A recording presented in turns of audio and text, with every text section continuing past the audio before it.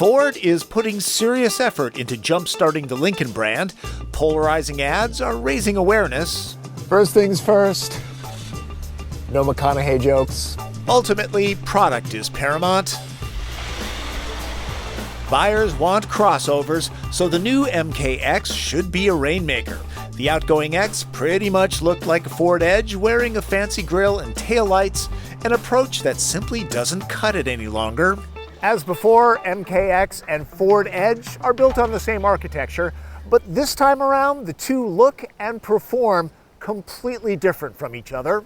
My neighbors, always willing to weigh in, approve of the handsome lines. With muscular contours, it's the bigger twin of the MKC. Seems Lincoln is taking a page from Audi. The interior pulls its weight too, with rich-looking details and materials. The center console is raised up, giving the cabin a cocoon vibe. There are loads of nooks to misplace things. A 3.7-liter V6 is the standard engine. This smaller 2.7-liter V6 with twin turbos is the way to go, though, cranking out 335 horsepower and 380 pound-feet of torque. Drinks standard-grade gas, too. Lincoln is stingy with the gears. This is a 6-speed. All MKXs have adaptive suspension. All-wheel drive models get adjustable dynamics, but the feature is buried in a menu. This engine is torquey off the line. 0 to 60 happens in about 6 seconds, so power, not an issue here.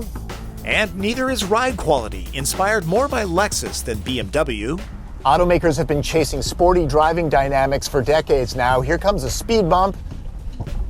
If you want to be coddled, this is your ride. MKX is supremely comfortable.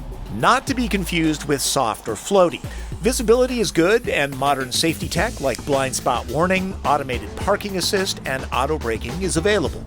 MKX uses active noise control, the same technology used in sound-canceling headphones. I'd say it's library quiet, but the last one I was in was a lot louder than this. Though, because of that, wind noise is noticed at higher speeds. FYI, I saw about 20 miles per gallon. Opinions may vary on the transmission selector buttons. At least they're not confusing. The look is rich in here, though this panel doesn't sound that way.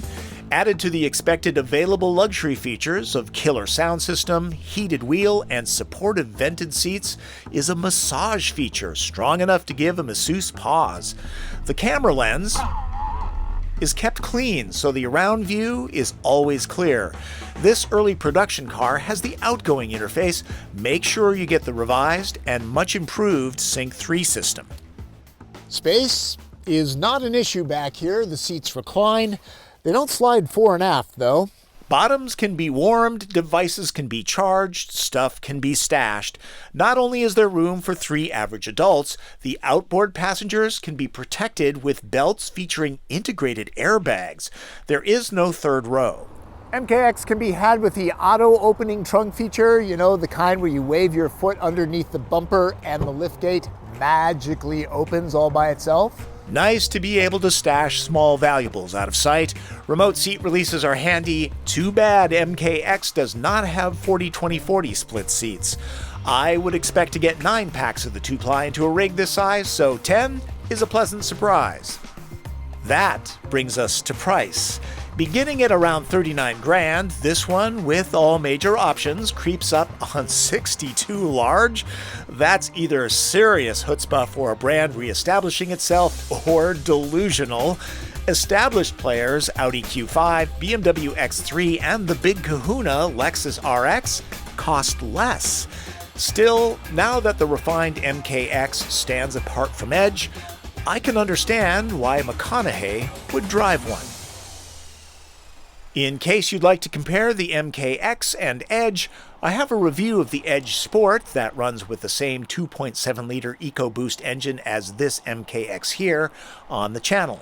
Don't get too attached to the split-wing grille. This is probably the last new Lincoln to get it. Too bad, they finally got it right. I have to believe it will be replaced in a couple years with the new face found on the revised MKZ and upcoming Continental. Speaking of names, I sure wish Lincoln would revise their nomenclature, even if it just meant pronouncing the current MK as Mark, like it used to be. Mark X, Mark C, Mark Z sounds more upscale and a lot less of a mouthful than MKX and MKC. It's more distinctive, too. Not that Cadillac is any better.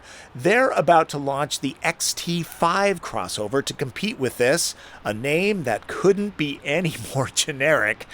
Escalade. Now that's distinctive. Those are my observations of the 2016 Lincoln MKX. Nice rig. The auto industry just keeps getting more and more competitive. That's good for us. That's Driven. I'm Tom Volk.